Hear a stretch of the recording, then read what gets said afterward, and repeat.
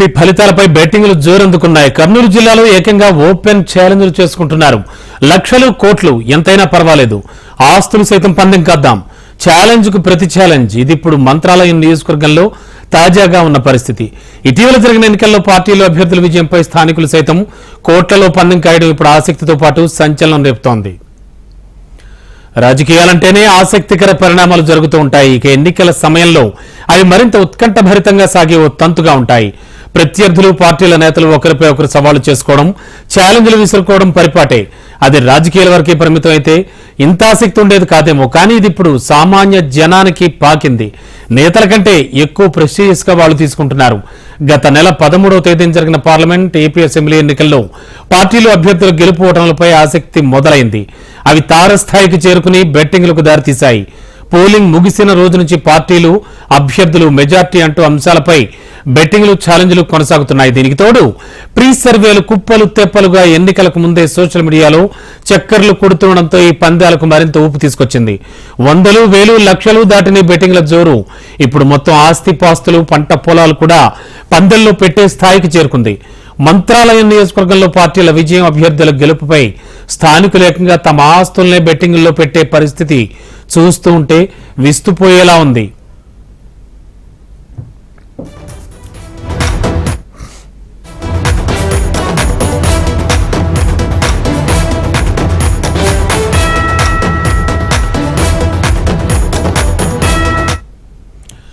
మంత్రాలయంలో YCP అభ్యర్థి బాలనాగిరెడ్డి విజయం సాధిస్తారని, రాష్ట్రంలో జగన్ సీఎం అవుతారని మంత్రాలయం నియోజకవర్గంలో వైసీపీ నాయకురాలు, మాజీ ZPTC Dalavai Mangamma open challenge చేశారు. కాదనే వాళ్ళు 20 లక్షలతో కోస్గి ఎల్లమ్మ దేవాలయానికి రావాలంటూ సవాల్ విసిరారు. మన ఎమ్మెల్యే బాలనాగిరెడ్డి అతనేమి, మరి పైన సీఎం అతనేమి, మెజార్టీన పైన సీఎం గెలుస్తాడా, ఇక్కడ బాలనాగిరెడ్డి గెలుస్తాడా?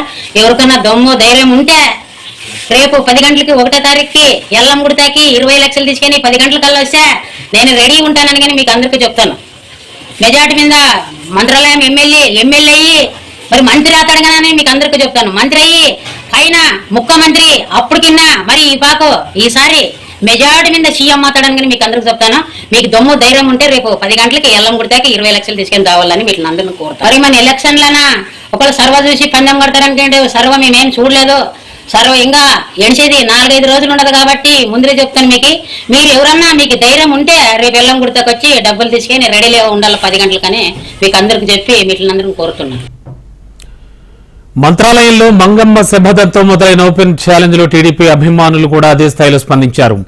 వగనూరు గ్రామానికి చెందిన చిన్నప్ప తన పంట పొలాలు బెట్టింగ్ లో పెడతానన్నారు.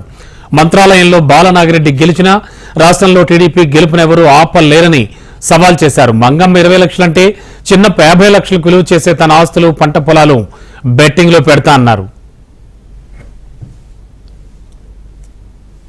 మంగమ్మ, నా పేరు మంత్రి చిన్న, ఒకరూరు 2 ఎకరాలు పొలం పెడతాను. బోర్ వేసానే ఏమని వేసుకున్నా చేను 50 లక్షలు పోతుంది. 2 ఎకరాల పొలం నాది.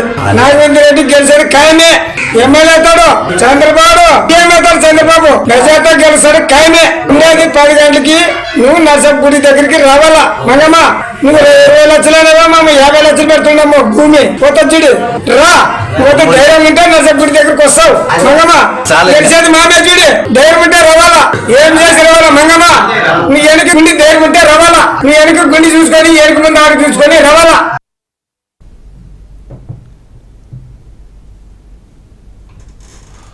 ఇక మంత్రాలయం మండలం పరమాందొడ్డి తాండాకు చెందిన గంగప్ప నాయక్ కూడా టీడీపీ విజయం సాధిస్తుందంటూ ఛాలెంజ్ చేశారు. ఈ మేరకు ఏకంగా ₹1 కోటి సవాల్లో పెట్టేందుకు సిద్దమయ్యారు. వైసీపీ నేత మంగమ్మ తన సవాల్కు జవాబు చెప్పాలని గంగప్ప నాయక్ డిమాండ్ చేశారు.